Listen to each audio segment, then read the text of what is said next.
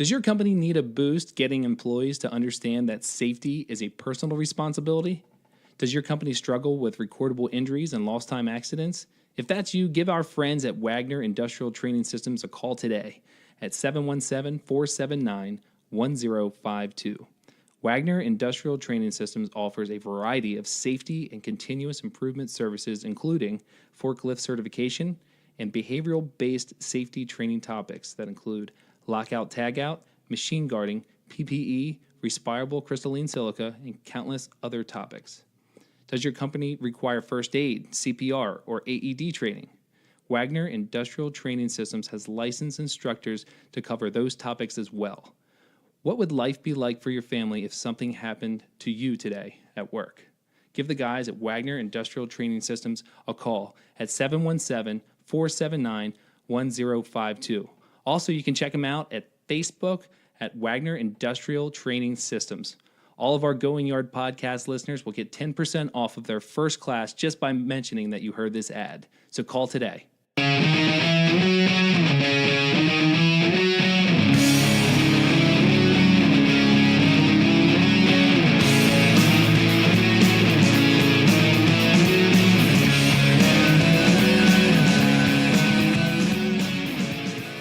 Hey, everybody, and welcome to episode number 11 of the Going Yard podcast, where we talk all things baseball. Go deep into all things baseball. So deep. Yes, we've had some former players on.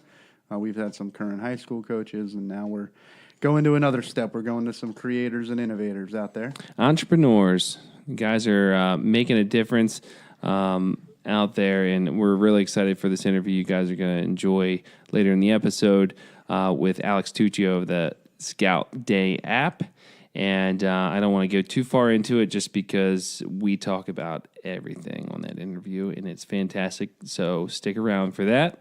A lot of things cool going on with baseball this week, especially with the draft, and we'll talk a little bit more about that.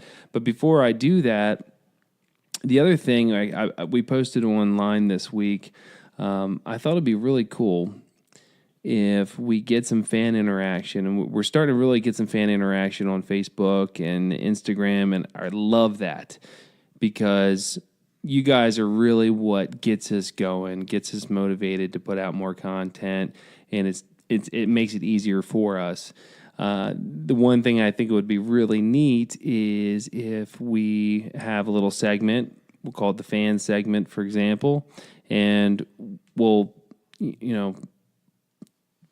throw it out to you guys on Facebook or Instagram and say, hey, we're going to have a fan segment on such and such day at this time. First person that reaches out to us and says, hey, I'm in.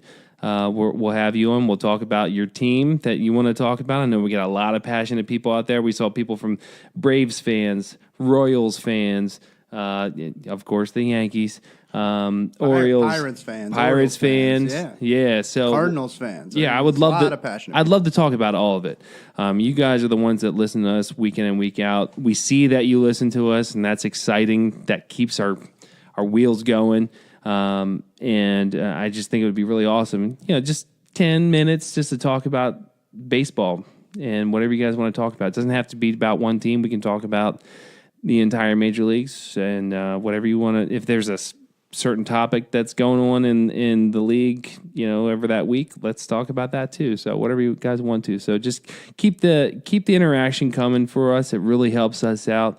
Let us know that you guys are listening, and it gives us the feedback we need. So, definitely. Look forward to it.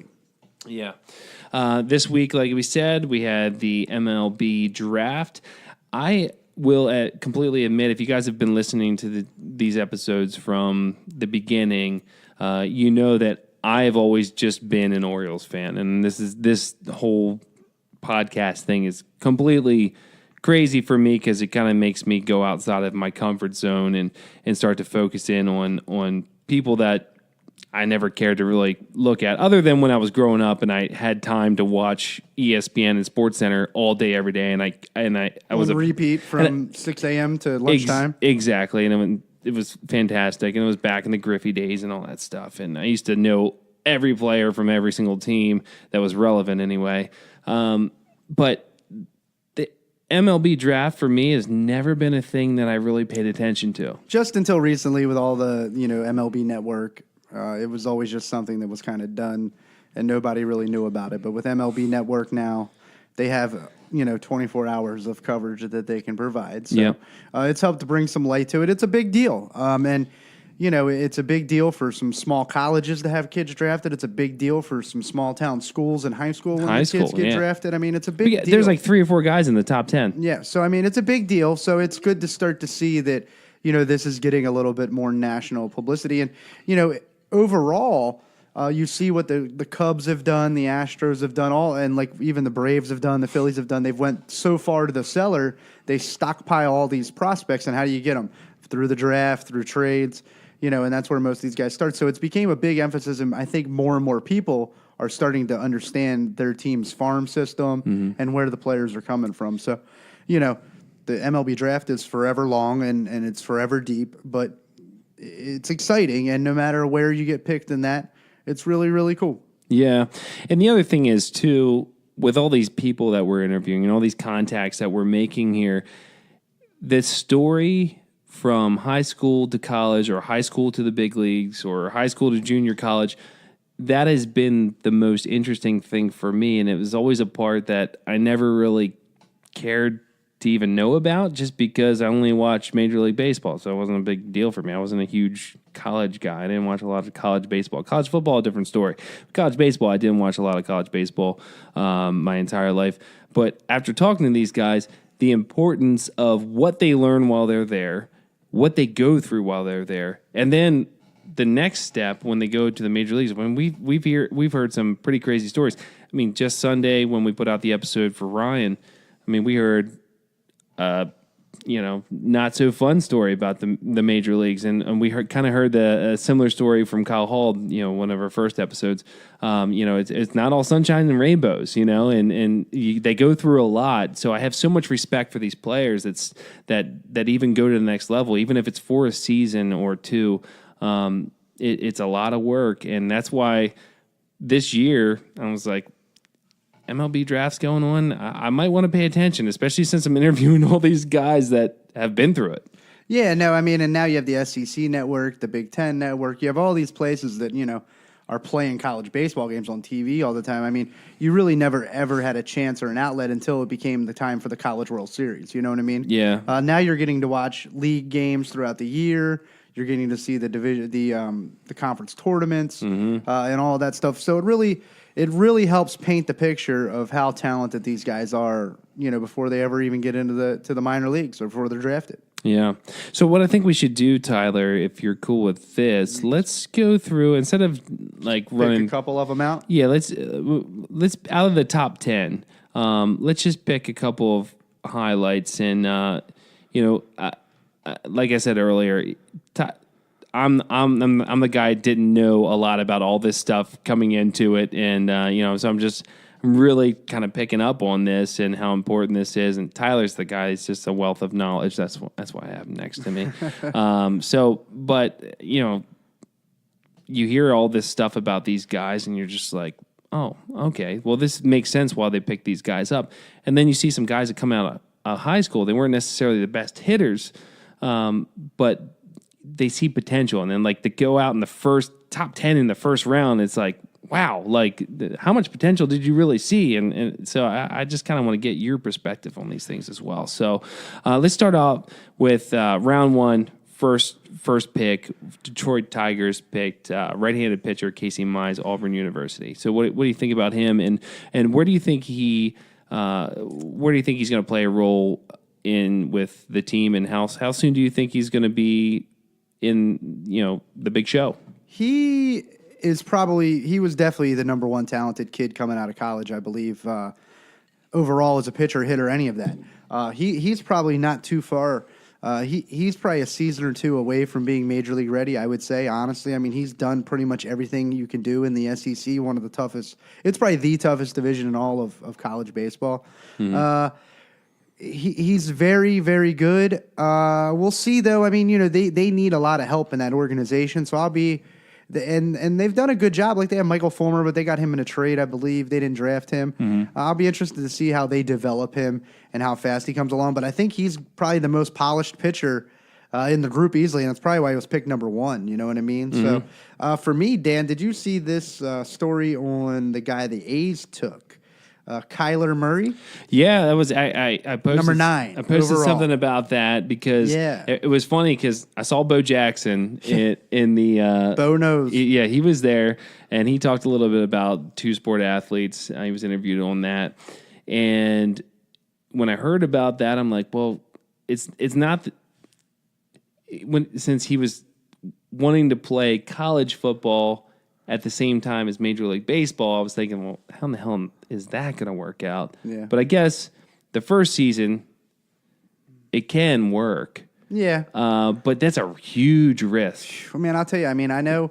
It's I think a huge it's like risk for that. $4.8 to $5 million. I saw somewhere in there is what his draft pick is worth. I mean, I get the guy wants to play quarterback, but damn, that's a lot. I mean, that's a lot of It's a lot of passion. risk for Oakland. I mean, this guy could go out there and have an irreparable injury, and I guess there's probably insurance or clauses in it. But man, what a fascinating story. I mean, I don't know what this guy will exactly do.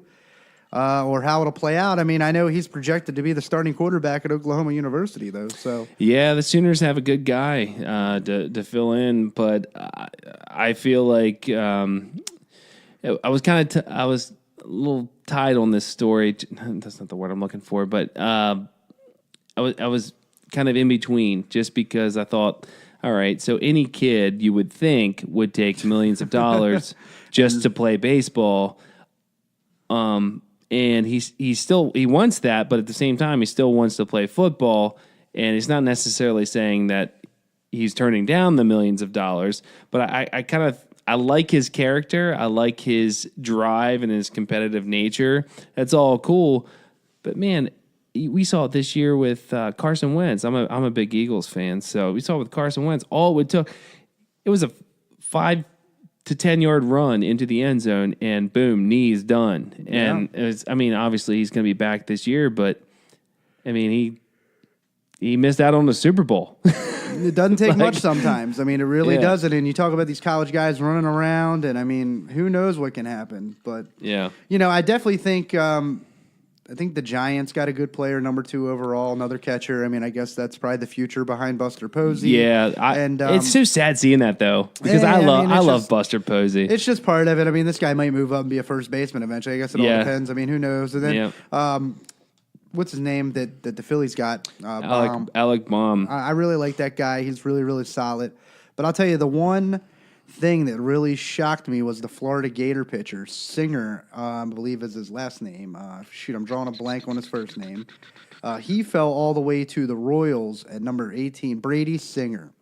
He was rated the number 2 prospect in all of college baseball.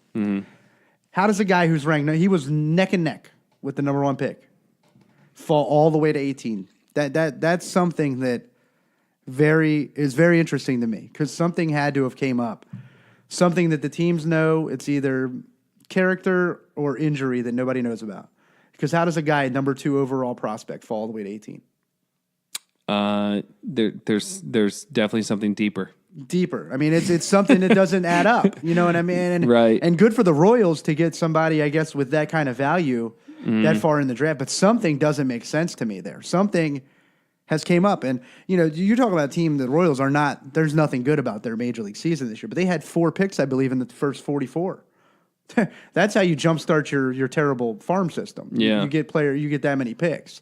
And, you can have 30 picks and 2 of them might work out. That's how baseball works. You know what I mean? And just because you're a first rounder doesn't mean you're going to make it to the big leagues. There's plenty of guys that are 15, 20, 30 rounders that somehow you make it through. So, was there anybody else that jumped out to you, Dan, out of this group of guys? There were a couple things that popped out to me, and this is me just pulling stupid shit out just because it popped out in my head. This has nothing to do with talent right now, but I just saw I saw that there was a Swaggerty in there, and then I also saw in the top 15 there was a Stetson University, and I just thought, like damn, Shout out Bill Swaggerty. Hey, Bill.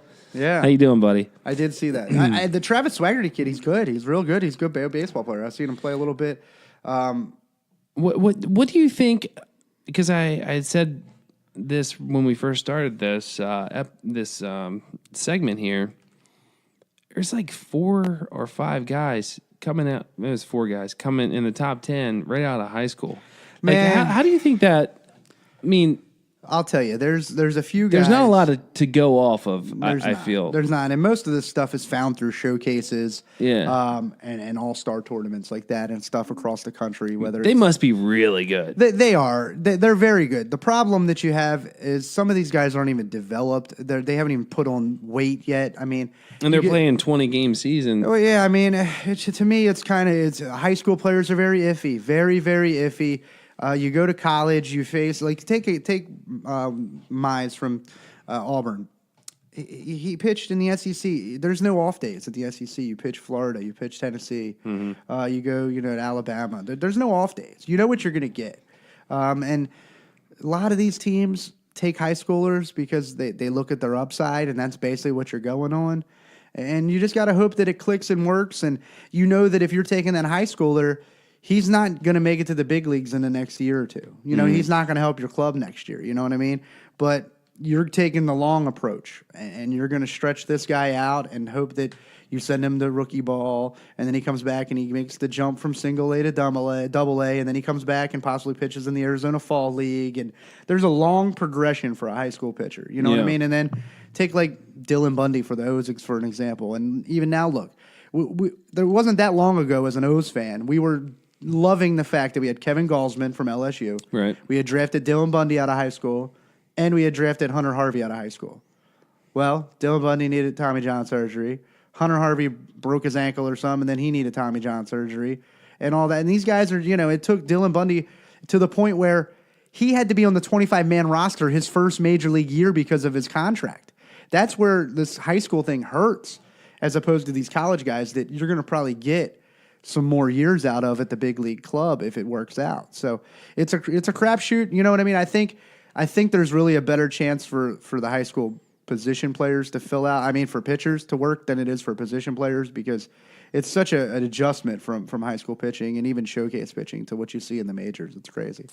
Who do you think made out the best? Obviously, there's always the first round pick, but who do you think made out the best out of all the teams? I'll tell you, when you get 4 picks out of 44 and you get a guy who was the number 2 overall prospect fall to you, that's who I would say made out the best. I do like what the Phillies did, and I do like what I'll tell you, a team that's always good about drafting and developing talent is the Cardinals. So I was very happy. You with said what they that did. before when one of the episodes that we were talking to They're somebody. very good. They're very, very good at what they do. So I think they did a very nice job. So we'll see, though. It's one of those, like I said, it's always interesting, the teams that can develop talent year in and year out. It seems like, you know what I mean? And then you take a team, like I said, the Royals, that are just having a bad year, and you pump 4 new prospects into it. Well, shoot, you know what I mean? It'll be interesting to see if any of these guys are in the trade talks in the next year or so. You know what I mean? That's when you'll know who's moving and shaking in a way. I have to say, after watching the NFL draft so many years in a row, Major League needs to make it a little more exciting, I think. It's just too long. It's way too long. That's the problem. They stretch it out, and it's not as exciting as... There's no John Gruden or Mel Kiper Jr. There's no guy like that can just get on TV and rant about this or that. And I mean, come on, MLB. And there's no, college football has ESPN Saturday night, Friday night, Thursday. There's...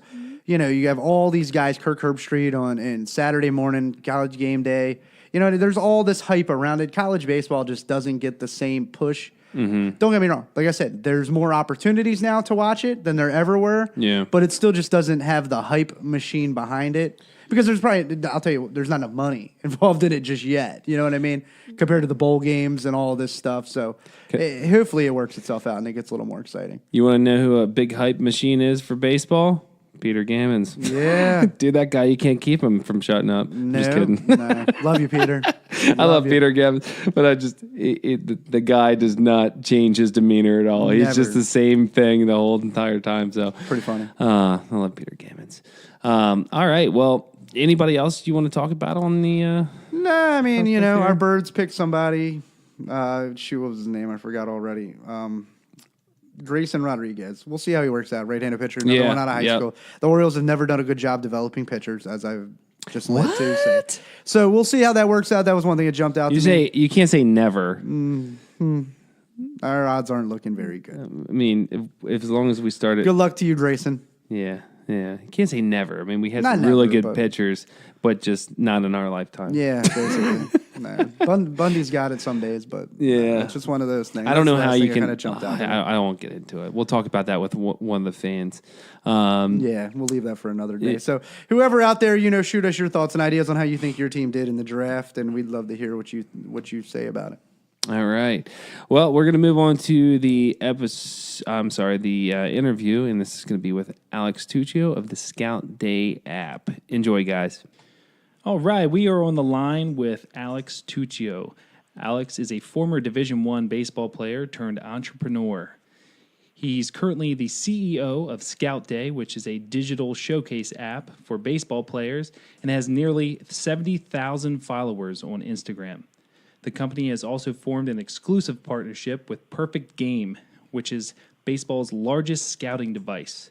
Between ScoutDay's technology and PG's world-class events, a new pipeline of prospects is being formed. Alex, thank you for joining us on the show today. We really appreciate you coming on. Absolutely. Thanks a lot for having me on. No problem. We've been looking forward to this. We had talked a little bit off the air here about the different products we're featuring here on our show, but what I love about it is there's a story behind everything, and we know that you played some Division I ball. So if you could you talk to us about your days playing in high school and how that led you to D1 baseball? For sure, absolutely. Growing up, I know that in this day and age, being a multi-sport athlete is pretty popular, and a lot of kids are focusing on playing as many sports as they can. I was similar. I was always very active, but baseball was really the only sport that I could really say that I played seriously. So, growing up through Little League and whatnot, I always knew that, I wanted to play baseball as far as I could, whether it was college or professional, but college for sure. So that's what led me to really focus on baseball at the high school level. I actually went to a prep school in Connecticut, Salisbury School. I went there for 3 years, my sophomore year through my senior year, and it was a really awesome experience. It was a boarding school and was really fortunate to play with a ton of talented players. While I was there, we won 2 New England championships. We were ranked in the top 25 in the country for high school baseball teams. And so being around all those great players and having good coaching and whatnot really helped me, fine tune my skills and, understand what I needed to do to get to the college level. It's kind of funny, like you mentioned, I'm working on ScoutDay now, but even with the success that, we had as a team at the high school level and, I had personally at the high school level, I still found kind of the recruiting process, to be complicated and difficult to get coaches' attention and whatnot. Like you mentioned, I did play Division I baseball. I was fortunate enough to play at Seton Hall University coming out of high school, and then I ended up transferring during my freshman year to Siena College in Albany, New York, which is another Division I program. So all in all, there was a lot to be learned throughout my entire experience, playing high school and then into college. But that's kind of my story. Had a lot of success, like a lot of players do in high school, and the transition to Division I baseball is no joke. If you're not 100% ready, it can be challenging. So that's what I found from my experience. I definitely accredit a lot to what I'm working on professionally now to the commitment that it takes to be a student athlete in high school and in college. So, I have no regrets, but, really had a good experience overall. Hey, Alex, this is Tyler. I love hearing your passion and all that you're talking about with the dedication and the work that it takes to get there. For most of our listeners who have younger kids or anything like that that are coming up the ranks, can you just take some of our people through your experience of getting recruited from the high school level into that Division I college world, when you were going through it, and what did you experience, good or bad, from it? Yeah, absolutely. I think, there's two perspectives, obviously the parent side and the player side. And I think both are very different. I think as a player, you're super focused on wanting to just continue playing. I think there's a lot of craze in the recruiting process right now where, players especially are, fanatic about going Division I, and there's no other option besides Division I. And, I was one of those players. So in terms of negative, I think putting that pressure on myself was definitely a negative. I only visited one Division III school, Amherst College, here outside Boston, and it was a great experience, and it was a great campus and a great academic school, but I wouldn't really seriously consider it because of, what level they were at, and that was probably a mistake. So in terms of downside, I would say it applies a lot of pressure, and as you progress from freshman to sophomore and then so on all the way to senior year, the pressure builds and it becomes less of a game and starts to feel more like a job, especially if you're having trouble finding a school. So that would be the bad part. I would say the good part of going through recruiting as a player, but more so as a person, is getting kind of the communication skills. It's kind of your first real world experience, having to communicate directly with adults as a teenage baseball player, when you're trying to talk to these coaches. So I think there's a lot that can be taken from it. That being said, it's obviously very important that you have realistic goals for yourself as a player. So I would say if there's one positive and one negative that really stand out to me, it would be the communication as a positive. You can really find some personal growth. But as a negative, that pressure can be a lot, and it can be reflected on the field and your social life everywhere. So that's really what I felt and saw from a player's perspective, but especially being on the business side of recruiting now, looking at it from the parent's perspective, it's more so the pressure. I'm not sure what it is because I'm not a parent myself just yet. So I'm not really sure, what drives parents, certain parents to be, super obsessive. We all know, the parents that we're talking about that just would do anything for their kids to succeed, which is a great thing.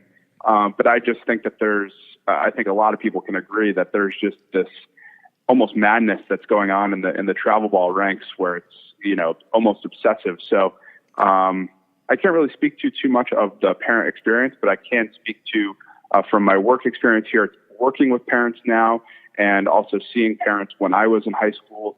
And there's definitely just the emotional side of it for parents, where you just kind of have to hope as a player that parents will just do the right thing and let you play. And, obviously they want to see their child be successful in any sport and whatever they're doing, because they just want that child to be happy. But that being said, that's really what I see is every year it seems like it kind of gets worse and worse on the parent side of things. And, I definitely don't mean that in, an offensive way or anything like that. It's just, I think there's a wide view of what's going on here in the youth sports kind of travel sports market. It's scary though. I mean, you bring up a great point, and it's happening every day at these younger levels. And I think parents need to. I mean, I'm a parent. I've helped coach some high school ball. I've helped coach some showcase ball a little bit. I have teenage team that we're coaching. Parents need to put reality in front of their kid more than what they think is going to happen for their kid in the future. Because just because little Johnny can't live up to mom and dad's expectations doesn't mean that he's not successful on the field. I mean, like you said, there's plenty of Division III schools out there that have solid academics, and there's some good baseball programs. I mean, it's all over the country. It's just a matter of finding the right fit. And that pressure, and it's crazy that pressure, Alex, I think starts with some of these kids when they're 10, 11, 12 years old. You know what I mean? Absolutely. I mean, and it's just the travel ball market is that way. When I was playing, and I graduated college in 2016, so, I'm not too far removed from kind of the travel ball scene, even 5 to 6 years ago. And when I was playing, it was, travel ball really started, maybe 13, 14U was like the youngest. It was really serious. But now it's, 9U, 10U. Yep. And that to me is just remarkable. When I was 10 years old, I mean, I was having the time of my life playing Little League in, Richfield, Connecticut, and, was on, all-star teams that traveled, but it was still, my friends. It wasn't like I was removing myself to achieve some crazy dream. I was just playing baseball, and this was the system that was in place. Yeah. But now it's, parents are removing these kids from, what would be a more natural kind of path and ecosystem of just a normal local Little League that might be a better overall experience for that kid as not just an athlete, but just overall development. You know what I mean? And I think, with Scout Day, not to dive too deep into the business stuff at this point, but, we really focus on, helping kids and families use baseball, not just to play more baseball, but to do more things, whether it's get into a better academic school or, use your skills that you're learning on the field, off the field, whether it's the communication stuff that I mentioned. And so that's kind of what our brand represents. And I think that there's a huge need for that, because I think that a lot of that stuff is being lost in the market just because, just the way, I don't know, things have just naturally sped up, and I'm not really sure why. I think a lot of it has to do with social media, where it's, everyone knows where, your son or daughter is going to college and stuff like that. So I think it's just everyone's watching one another, and I think that is probably the one thing that has sped all this stuff up in this way. Yeah, I agree, because you can go on to Instagram right now and just search hashtag home run and just watch these kids hitting home runs every single day. And these are kids from other schools that you've not even met before. And you think that, okay, well, I got something going on here in little, Hanover, Pennsylvania, where I'm from right now, but didn't realize that there's a kid that's 5 years younger than me that's hitting balls as far as I am. So I feel like they have to grow up quicker, just because they have all this access at their fingertips, and they can look it up in just a second. But I think it's cool, like, because you said, you've obviously played through this and you've seen all of this, and you sort of answered the question, my next question already, but you've seen it at every level in terms of, coming from Little League to high school into college. You've seen it as a player and also as from the business side of it. What was it that you learned from going through the recruiting process that led you to create this app? And you did give some good examples of that, but I wondered if you could dive into that even deeper. Yeah, absolutely. That's a great question. I think it's a lot to do. I don't really agree with like people getting lucky, but I can say I kind of got lucky in the time frame that I was going through all this. I was getting recruited. It was 2011, 2012. I graduated high school 2012. And so when I was getting recruited, the use of video was just starting to get popular. YouTube was not what it is today. Obviously Instagram, I don't even think you could post videos on Instagram. Nope. So the use of video was just a new thing at the time where I was uncommitted, junior and then senior in high school. And so that's what I did. I had some insight in my brain where I said, if coaches aren't seeing me play enough, or the right coaches aren't coming to see me play, what if I'm playing, I take video of myself and I send that video to them so they can watch it on their time, via email. And so that's what I did. And so, like I mentioned, I did go to Seton Hall, right out of high school. And that's what I did to get on their radars. I just took a 2-minute video. It's still on YouTube today, of me in high school, just taking some front toss swings, and I sent it around, and it got Seton Hall's attention, and, went through the process of visiting and whatnot. And I was a very, very late commit, even though I, was 2-time All New England in high school and hit over 400, every year that I played. I just still, I think I was just looking at the wrong schools, was more my problem. And I just was D1 obsessed, because that's just, especially playing on a team like I did where everyone was going Division I, you didn't want to be that guy who wasn't, right. It was almost like the culture. So that's really what I saw going through the recruiting process. Was I just had this weird insight to create this video footage. And so, kind of back to my story, I go to Seton Hall. As a corner infielder in high school, Seton Hall is an amazing program. They have amazing coaches, facilities, every resource that you could possibly want, coming out of the Northeast. Seton Hall is a great program to look at. but they wanted me to become a catcher. And so I agreed to it. It wasn't like they were forcing me. I thought, no problem. I'm going to put in the work and I'm going to make it happen. And, I was halfway through my freshman fall and it was just pretty clear it wasn't going to work out. So I asked for my release from Seton Hall to start talking to other schools. And believe it or not, I did the same thing because I was already a Division I athlete. How am I going to get coaches to know if I'm any good or not? I'm not in high school anymore. I can't go play exhibition games where coaches come see me play. So I took more video footage, sent it around, started gathering some interest, and I just happened to end up at Siena once again, very late in the process. It was like a week before classes were back in session in the spring. So I transferred after one semester to Siena. I didn't even send my transcript. Somehow I got in. I don't know. It's a little fishy process, but I'll take it. And that's all I did was I just had this unique insight where, there's so much going on and so many moving parts in the recruiting process, and it's so hard to stand out. And I just harnessed what was then the very early power of video. And that's, what kind of to segue into what I'm doing now is, we're a digital showcase for baseball players where, coaches don't have to be present to watch you play. You can just have a native platform where coaches can watch your content and discover you and learn more about you and your baseball career, right from their phone. And for the coaches, it's a mobile solution. They don't have to be at the field. Like I said, they can be in the office, on the bus, wherever, on the plane. And you don't have to. It doesn't matter. You don't have to mail a VHS like back in the day where you had to mail a huge tape with your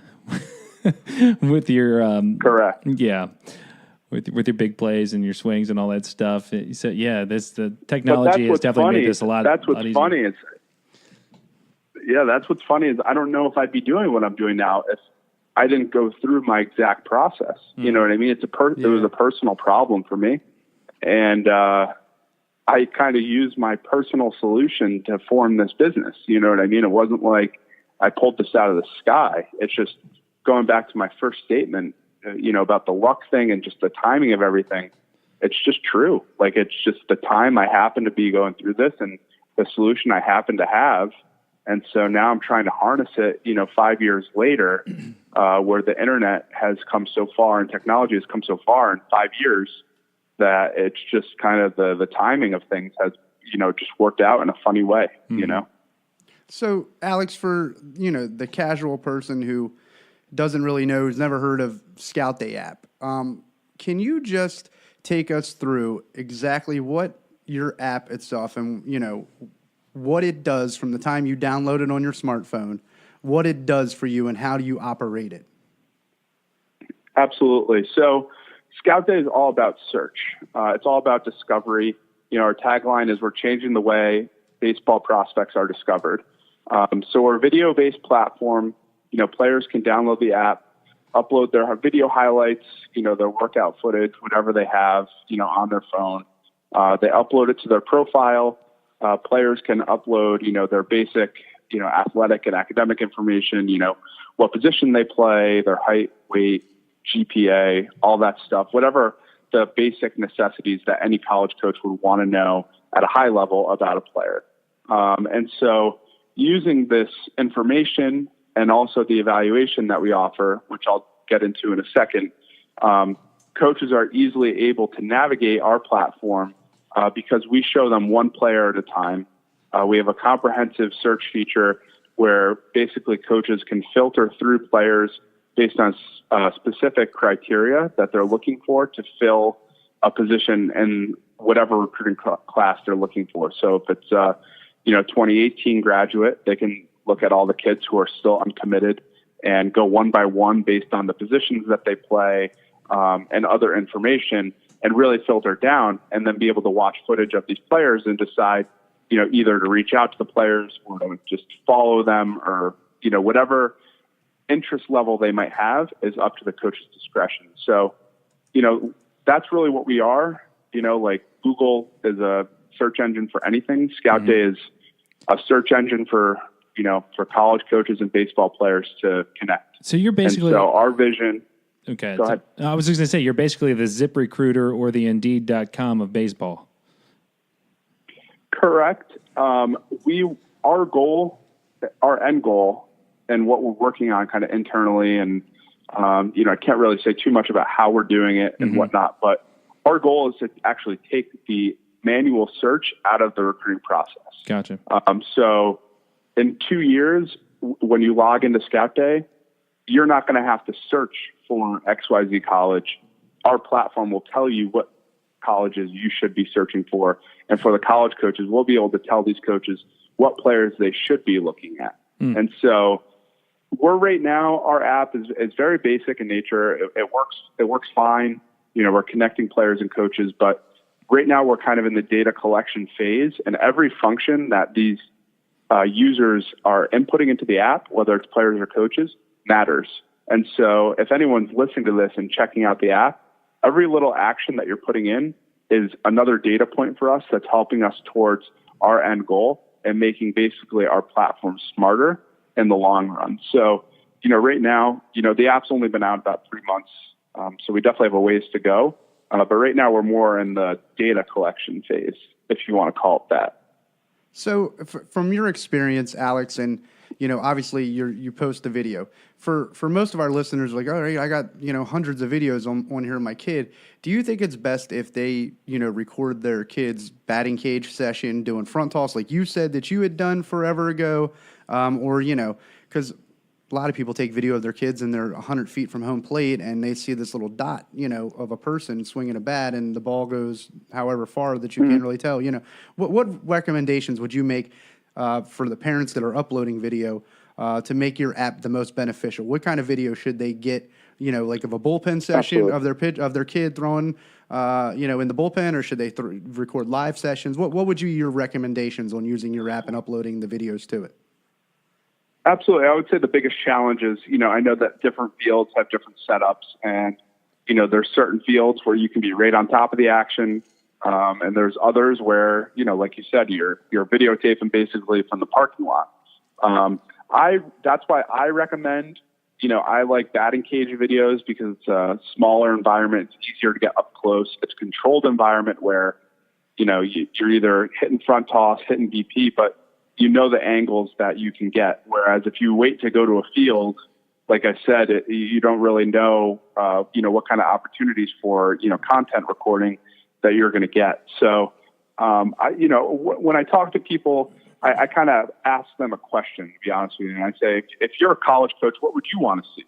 And if you're in kind of that mindset where it's, who your audience is, that you're going to be sending it to a coach, I think it becomes a lot easier. You're like, okay, well, I kind of have to know I have to be somewhat close so that the video is worthwhile watching. And, the angles have to be, from the other batter's box and from behind home plate, because, that's what you can see the ball and where the ball's going. And you can also see either the pitcher's mechanics or the hitter's mechanics.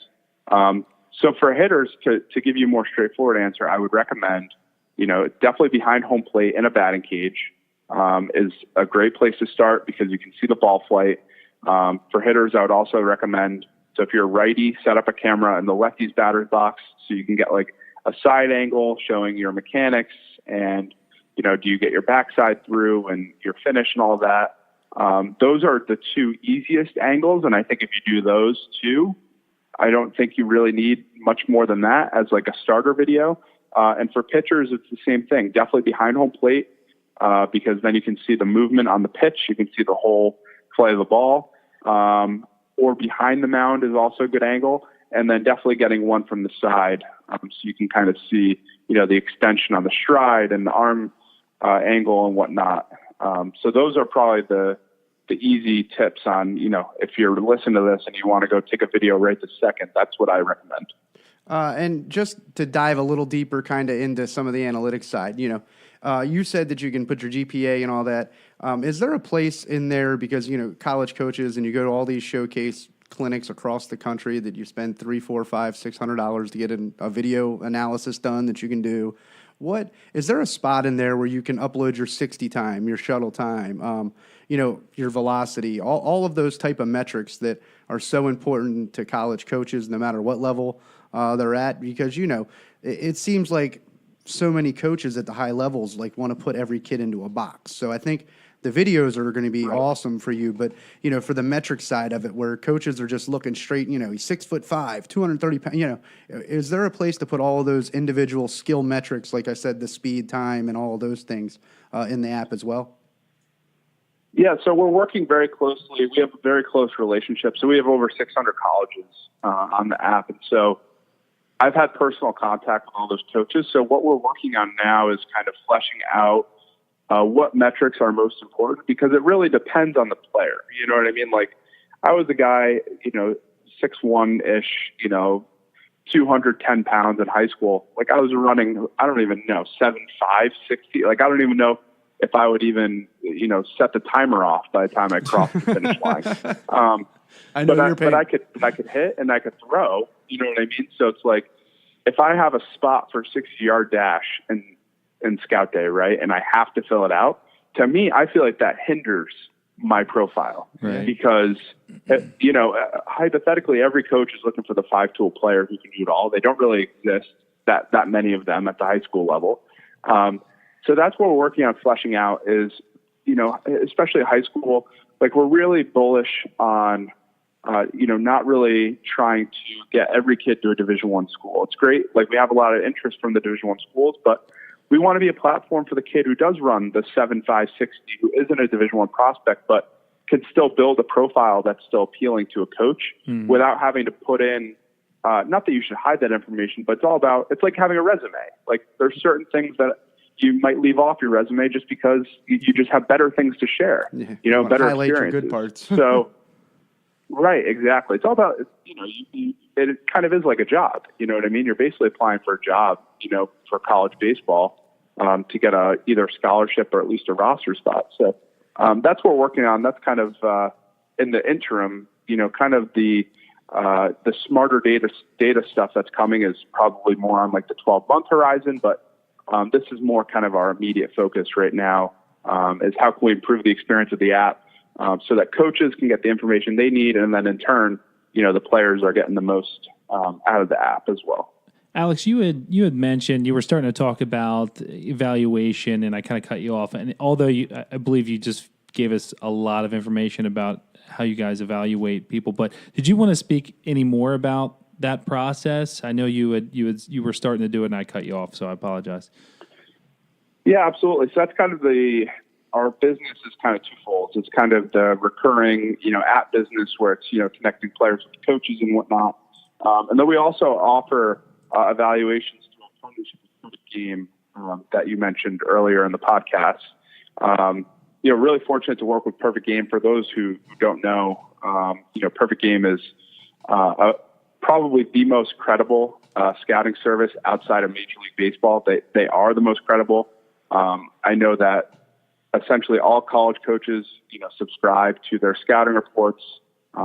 Major league teams as well, rely on their rankings and whatnot for draft prospects. So we have an exclusive partnership with them. And, how we work together is, Perfect Game is known for running these, world-class events, whether it's their All-American game or their national showcase or, regional showcases that they run for high school players.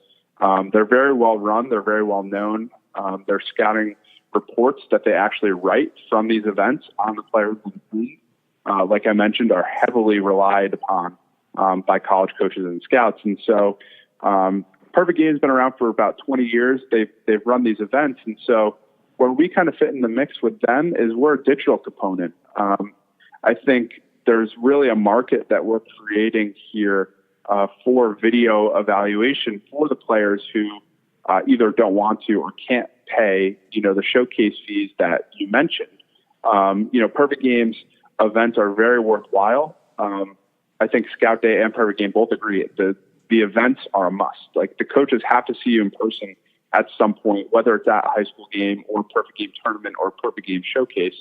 But where the Scout Day evaluation comes into play is it's a great starting point or just a decision for a player to make to get this digital exposure so that you don't have to go to every single event. And you're in a database where, we're soon going to have over 1,000 coaches, which is a third of all the coaches that even coach college baseball. using the app and searching and looking for video and looking for players to have, initial conversations about joining their programs. So that's kind of how we fit together. Is we see almost this new market where, there's a lot of different companies out there that do showcases and tournaments, but Perfect Game is by far the biggest. They're now I saw last week they started their first European event.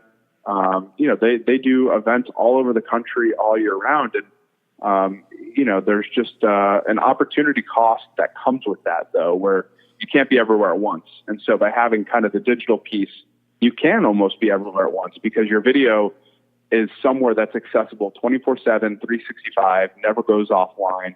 Always, you could be discovered any day rather than just the few hours that you're on the field. And so, like your kind introduction that you offered, we feel like between the event side and the digital side, we're really creating a pipeline where players are going to have an opportunity to put themselves in the best position possible to be seen and be recruited and, get to the next level. Yeah, that's really neat to me because I just feel like you guys are kind of like where, a regular recruiting type of thing, like for a Perfect Game, for example, they were sort of the liaison between college and, between high school and college. Now you're kind of helping streamline that a little bit more. You're kind of the liaison between them and high school now. So I think that's really, really, really awesome because you're offering so many more opportunities to people that would have thought they had a chance to even go the next step. So I think that's pretty neat. Absolutely. And part of what we do is we want to connect players with the best events possible. And we genuinely feel at ScoutDay, like Perfect Game offers those events. I mean, I went to, Perfect Game tournaments, coming out of high school. And I mean, it was amazing. The amount of coaches and scouts that go and teams that you get to play against, like some of the best talent that I ever played against, even coming out of, a great high school program was at these Perfect Game events. And so, part of what we want to do is, make sure that, as many players as possible have the opportunity to go to these events and, play against great competition and have a good overall experience. And also, communicate with coaches using our app as well. So what were some of your challenges, Alex, of getting this, app put together and getting it to the marketplace, on the business side of it a little bit? What were some of your challenges of, getting it out there for everybody to be able to have it at their fingertips? Absolutely. I mean, the technology piece, which is the business that we're in, I mean, actually building it was, definitely quite the challenge. We've been around for about 2 years. We had a website version that we started with. That was kind of our pre-beta version, I'll call it. I think our version right now is still kind of beta because we are just collecting so much information to learn from and to improve our platform. So we had a website version that we ran for about 6 months. Then we spent basically all of 2017 in the app development phase, and then ended up releasing our app very early 2018 at the end of February. So it sounds like it went by very quick, but I can assure you it wasn't. I would say that was the hardest piece. I mean, I consider myself a hardcore, brander and marketer.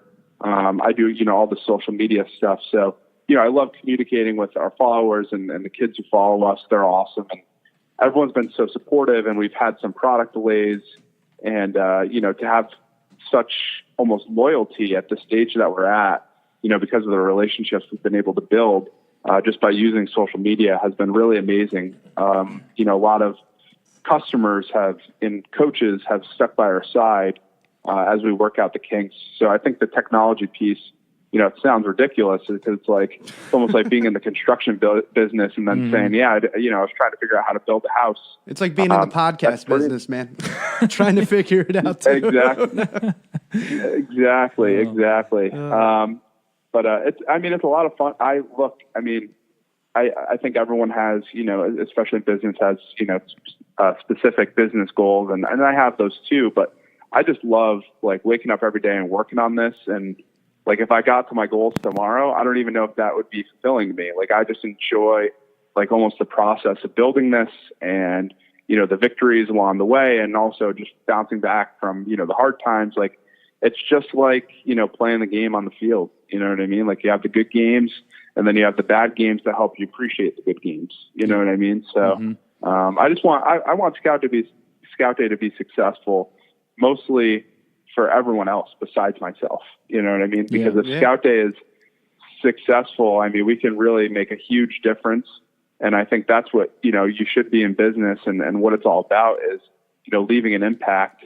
And if your product or service doesn't really have a real purpose and isn't a real solution, then it doesn't really have any business really staying in business. So that's really my focus from an operational level is, I want our product to be the best and successful, because that will mean that, we achieved our goal and helped a lot of kids achieve their dreams.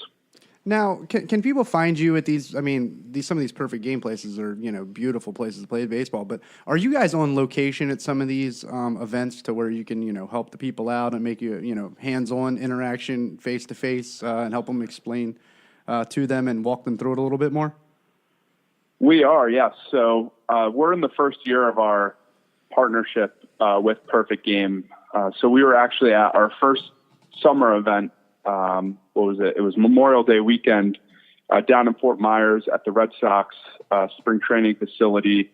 I think there were about 200 teams across 3 age groups, and the weather wasn't all that great. We only ended up getting about 4 hours of baseball in over 3 days, but it was a great experience to get out there and start to meet people and be recognized by some of our followers, and also meet other great partners of Perfect Games. And we now have plans to collaborate with so many other cool companies that are, part of kind of the Perfect Game ecosystem almost. But we're going to be back down in Fort Myers in 3 weeks.